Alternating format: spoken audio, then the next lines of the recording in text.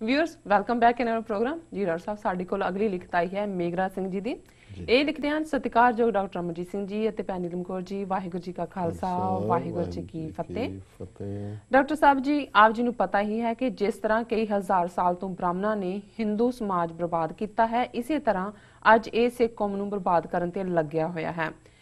Doctor Sahib ji ਕਈ ਅੱਜ ਠੱਗ ਕਹਿੰਦੇ ਨੇ ਕਿ ਗੁਰਬਾਣੀ ਵਿੱਚ संत शब्द आया जिस करके असी महान संत हाँ, तुसी मेहनत करो अते असी तुहाडी मेहनत डेरे विच डकार मार के खानी है।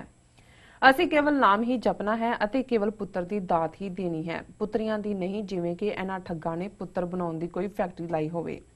डॉक्टर साहब जी आप जानते ही हो कि गुरु साहब जी ने गुरबाणी विच संत शब्द दी वरतों 5 रूपां विच कीती है। पहला एक वाहिगुरू जी दे लई, दूसरा सतगुरु जी दे लई, तीसरा भगत जनां दे लई, चौथा साध संगत सिख संगत दे लई, पंजवां बनारस दे ठगां लई। अते गुरु साहब जी ने गुरबाणी विच किसी धोती जां चेले वाले दी तारीफ नहीं कीती। डॉक्टर साहब जी आप जी नूं पता ही है कि सिੱਖੀ ਨੂੰ खत्म करन लई अज अनपढ़ बाबावाद अते संतवाद काफ़ी फैल गया है।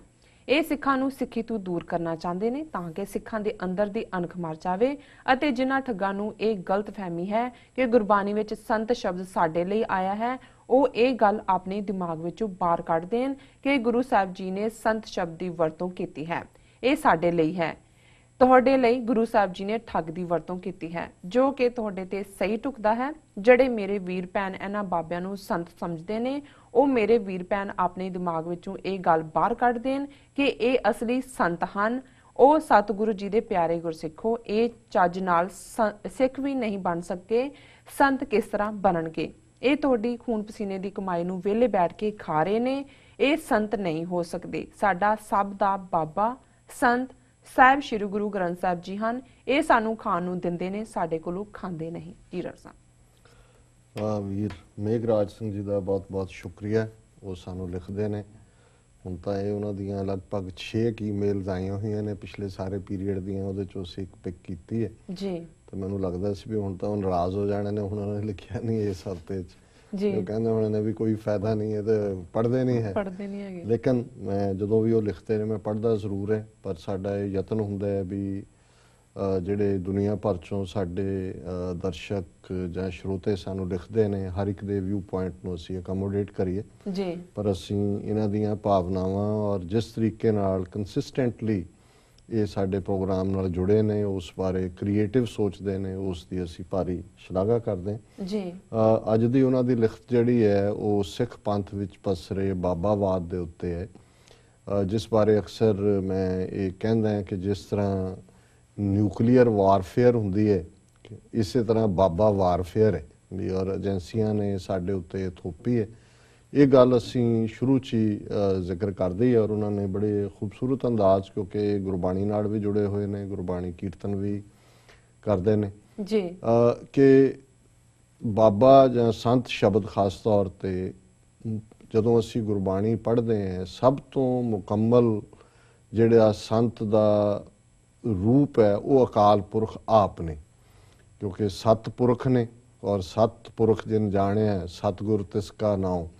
ਹੁਣ ਇੱਕ ਪਾਸੇ ਸੰਤ ਆਪ ਅਕਾਲ ਪੁਰਖ ਹੈ, ਔਰ ਸੰਤ ਅਕਾਲ ਪੁਰਖ ਵਾਚਕ ਵੀ ਗੁਰਬਾਣੀ 'ਚ ਆਇਆ ਜੀ, ਔਰ ਫਿਰ ਸਤਿਗੁਰੂ ਨੇ, ਕਿਉਂਕਿ ਜਿਸ ਨੇ ਉਸ ਸਤਿਪੁਰਖ ਨੂੰ ਜਾਣਿਆ, ਇਸ ਲਈ ਸਤਿਗੁਰੂ ਵੀ ਉਹੀ ਨੇ। ਗੁਰੂ ਰਸਤਾ ਦਿਖਾਉਣ ਵਾਲਾ ਹੈ, ਹਨੇਰੇ ਨੂੰ ਖਾਣ ਵਾਲਾ ਹੈ, ਡਿਸਪੈਲਰ ਆਫ ਦਾ ਡਾਰਕਨੈਸ ਹੈ, ਔਰ ਜਿਹੜਾ ਉਸ ਨਿਰੰਕਾਰ ਰੂਪੀ ਸੱਤ ਨੂੰ ਜਾਣਦਾ ਹੈ, ਔਰ ਭੁੱਲਣ ਅੰਦਰ ਸਭ ਕੋ ਅਭੁੱਲ ਗੁਰੂ ਕਰਤਾਰ। ਇਸ ਲਈ ਇਹ ਜਿਹੜੇ ਦੋ ਰੁਤਬੇ ਨੇ, ਨਿਰੰਕਾਰ ਔਰ ਸਤਿਗੁਰੂ, ਇਹ ਕਦੇ ਭੁੱਲ ਨਹੀਂ ਕਰਦੇ। ਅਸੀਂ ਸਾਰੇ ਹੀ ਦੁਨਿਆਵੀ ਜੀਵ ਜਿਹੜੇ ਹੈ ਉਹ ਭੁੱਲਣਹਾਰ ਹੈ, ਪਰ ਸਤਿਗੁਰੂ ਜਿਹੜੇ ਨੇ ਅਕਾਲ ਪੁਰਖ ਔਰ ਗੁਰੂ ਇਹ ਅਭੁੱਲ ਨੇ ਜੀ।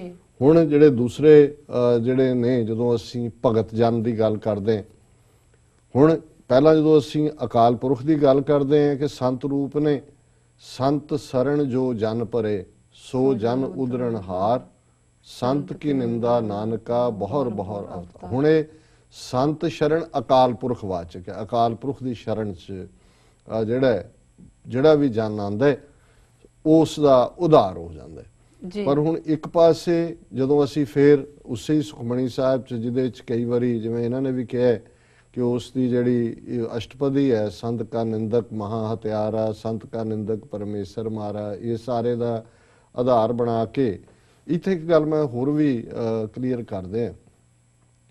ਨਿੰਦਾ ਤੇ ਆਲੋਚਨਾ ਜਿਹੜਾ ਹੈ, ਇਹ ਦੋ ਸ਼ਬਦ ਨੇ ਅੱਡ-ਅੱਡ। ਆਲੋਚਨਾ ਨੂੰ ਅਸੀਂ ਕ੍ਰਿਟਿਸਿਜ਼ਮ ਕਹਿੰਦੇ ਹਾਂ। ਜਿਹੜੀ ਚੀਜ਼ ਕਿਸੇ 'ਚ ਹੁੰਦੀ ਹੈ ਉਹਨੂੰ ਚੈਲੰਜ ਕਰਨਾ ਕਿ ਭਾਈ ਤੂੰ ਫਰਾਡ ਹੈ, ਤੂੰ ਪਖੰਡੀ ਹੈ, ਤੂੰ ਝੂਠਾ ਹੈ ਜਾਂ ਤੇਰੇ ਚਾਹ ਹੈ, ਉਹ ਨਿੰਦਿਆ ਨਹੀਂ ਹੁੰਦੀ। ਨਿੰਦਿਆ ਉਹ ਹੁੰਦੀ ਹੈ ਜਿਹੜੀ ਕਿਸੇ 'ਚ ਜਿਹੜੀ ਗੱਲ ਨਹੀਂ ਹੈ ਉਸ ਬਾਰੇ ਉਹਨੂੰ ਜੋੜ ਕੇ ਕਿਸੇ ਬਾਰੇ ਕਹਿਣਾ, ਇਹ ਨਿੰਦਿਆ ਹੁੰਦੀ। ਕਿਸੇ ਦੀ ਗਲਤੀ ਨੂੰ ਪੁਆਇੰਟ ਆਊਟ ਕਰਨਾ, ਜੇ ਗਲਤੀ ਨੂੰ ਪੁਆਇੰਟ ਆਊਟ ਕਰਨਾ ਹੀ ਨਿੰਦਿਆ ਹੁੰਦਾ ਤਾਂ ਸਾਰਾ ਫਲਸਫਾ ਹੀ ਗੁਰੂ ਨਾਨਕ ਸਾਹਿਬ ਦਾ ਉਹਨਾਂ ਨੇ ਕਾਜ਼ੀਆਂ ਨੂੰ, ਜੋਗੀਆਂ ਨੂੰ, ਬ੍ਰਾਹਮਣਾਂ ਨੂੰ, ਹਰ ਇੱਕ ਨੂੰ ਹੀ ਉਹਨਾਂ ਨੇ ਚੈਲੰਜ ਕੀਤਾ, ਜਾ ਕੇ ਵੀ ਉਹਨਾਂ ਦੇ ਹੈੱਡਕੁਆਰਟਰਸ ਤੇ ਕੀਤਾ। ਸੋ ਨਿੰਦਿਆ ਉਹ ਹੈ ਜਿਹੜੀ ਕਿਸੇ 'ਚ ਨਹੀਂ ਹੈ ਗੱਲ, ਤੁਸੀਂ ਕਿਸੇ ਬਾਰੇ ਕਹਿੰਦੇ।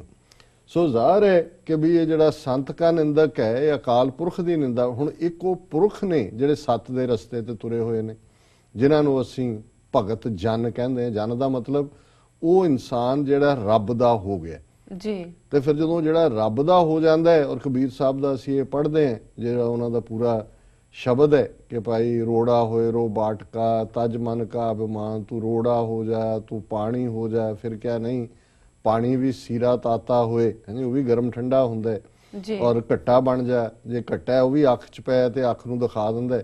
ਤੇ ਫਿਰ ਹਰ ਜਨ ਐਸਾ ਚਾਹੀਏ ਜੈਸਾ ਹਰ ਹੀ ਹੋਏ, ਕਿ ਰੱਬ ਦਾ ਬੰਦਾ ਰੱਬ ਵਰਗਾ ਹੁੰਦਾ।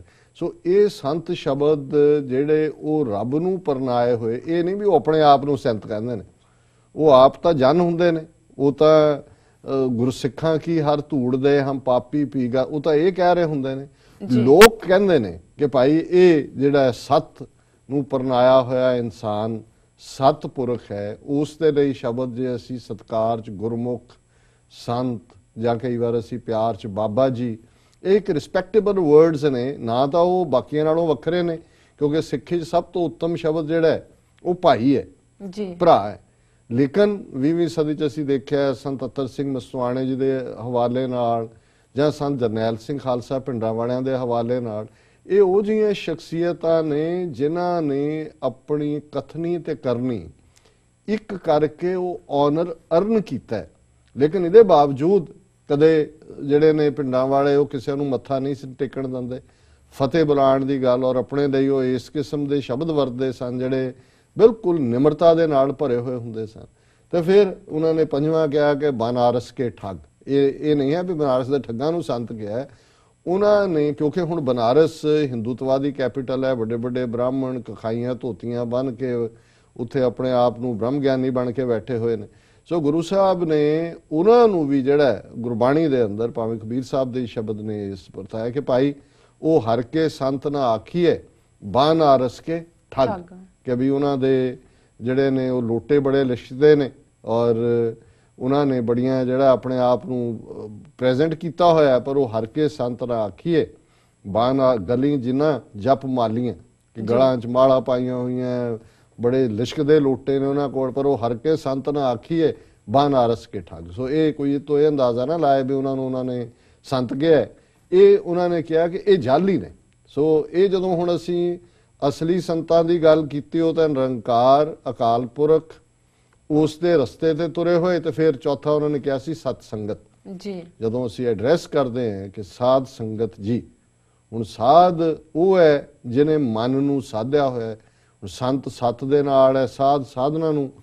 ਹੁਣ ਅਸੀਂ ਕਲੈਕਟਿਵ ਜਿਹੜਾ ਹੈ ਸੰਗਤ ਨੂੰ, ਔਰ ਉਹ ਵੀ ਸੰਗਤ ਇਸ ਲਈ ਸੰਗਤ ਸੱਤ ਦੇ ਮਾਰਗ ਦੀ ਮੰਨਦੇ ਕਿਉਂਕਿ ਗੁਰੂ ਗ੍ਰੰਥ ਸਾਹਿਬ ਦੀ ਹਜ਼ੂਰੀ 'ਚ ਹੈ। ਜਦੋਂ ਗੁਰੂ ਗ੍ਰੰਥ ਸਾਹਿਬ ਦਾ ਪ੍ਰਕਾਸ਼ ਨਹੀਂ ਹੁੰਦਾ ਉਹਨੂੰ ਅਸੀਂ ਸਾਧ ਸੰਗਤ ਨਹੀਂ ਕਹਿੰਦੇ ਜੀ। ਅਸੀਂ ਵੈਸੇ ਜਿਹੜਾ ਕਿਸੇ ਨੂੰ ਭਲਾ ਕਹਿ ਸਕਦੇ ਹਾਂ, ਗੁਰਮੁਖ ਦੀ ਸੰਗਤ ਦੀ ਗੱਲ ਕਰ ਸਕਦੇ ਹਾਂ, ਪਰ ਅਸੀਂ ਗੁਰੂ ਰੂਪ ਸਾਧ ਸੰਗਤ ਉਦੋਂ ਹੀ ਕਹਿੰਦੇ ਹਾਂ ਜਦੋਂ ਗੁਰੂ ਗ੍ਰੰਥ ਸਾਹਿਬ ਦੀ ਹਜ਼ੂਰੀ ਹੈ।